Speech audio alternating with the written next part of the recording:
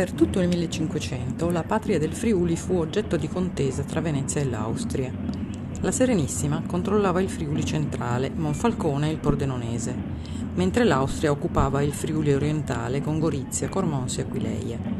In questo complesso scenario scoppiò nel settembre 1615 la guerra gradiscana. Nel 1615 Palmanova diventò il punto di raccolta delle truppe veneziane contro Gradisca. La rievocazione storica di Palmanova, che si svolge il 4, 5 e 6 settembre, ricorda il 400° anniversario delle guerre gradiscane. Ne parlano il sindaco di Palmanova, Francesco Martinez, e la vice sindaco Adriana Danieris. Allora, è un'edizione importante perché nell'arco di pochi anni noi abbiamo trasferito questa manifestazione da luglio, che la si faceva coincidere con la festa del Redentore, a settembre, proprio facendo coincidere questa rievocazione con le guerre gradiscane, cioè nel 1615 la Serenissima concentrò le truppe del Leone qua a Palmanova per andare alla guerra di Gradisca. Quindi quest'anno abbiamo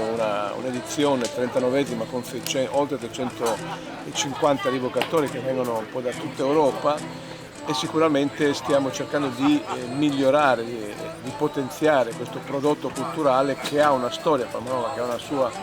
sua origine ben precisa e che noi stiamo utilizzando come veicolo per il turismo e anche per far conoscere Palmanova in tutta Europa. Certamente il tempo non ci sta aiutando, ma chi oggi o domani verrà a Palmanova si renderà conto di entrare nella storia, entrare in un contesto storico seicentesco che viene vissuto non solo nell'accampamento ma anche in tutte quelle che sono le iniziative che stiamo svolgendo, dai convegni piuttosto che dalle mostre, che cercano di creare un clima tipicamente storico dove qualcuno possa ritrovare un po' sensazioni, emozioni di un tempo. La rievocazione storica è giunta quest'anno alla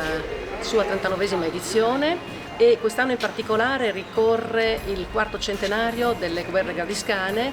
1615-2015 e Palmanova intende festeggiare questa occasione, questo anniversario attraverso una serie di eventi particolari, primo fra tutti quello del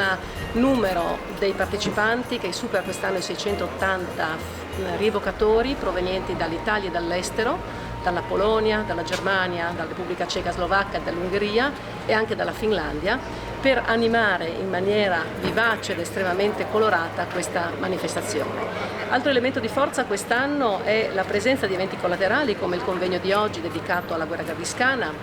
organizzato dall'amministrazione comunale in collaborazione con l'Università di Udine, sulle guerre gradiscane per trarne un bilancio sia storico ma anche antropologico sulla base dei risultati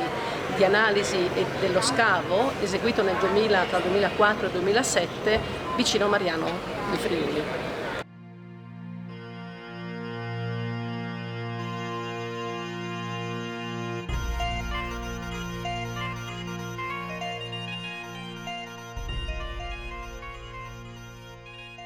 Questa edizione ha dei numeri davvero alti, davvero grandi, la prima edizione che raggiunge questo numero di 680 rievocatori, oltre naturalmente ai figuranti che sono rappresentati dai cittadini che vestiranno in questi 2 giorni con abito storico e faranno da coreografia, da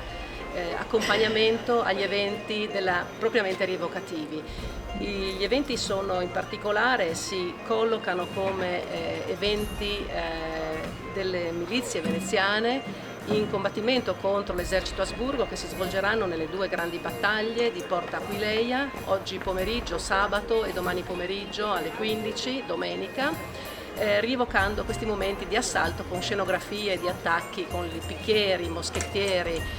i cannoni, spari di cannone, quindi con una grande scenografia. Ecco, le presenze turistiche è un pochino presto per dirlo, ma ieri sera, che era la serata di apertura, la presenza era sicuramente 1 migliaio di persone presenti qui in piazza ad assistere al primo corteo di apertura. La previsione sulla base dello storico sono senz'altro quella di superare le 10.000 presenze e quindi ci auguriamo che questa edizione abbia veramente un motivo di attrazione per questa città, per far conoscere la città e proprio per vitalizzare questa manifestazione che rientra nella sua tradizione.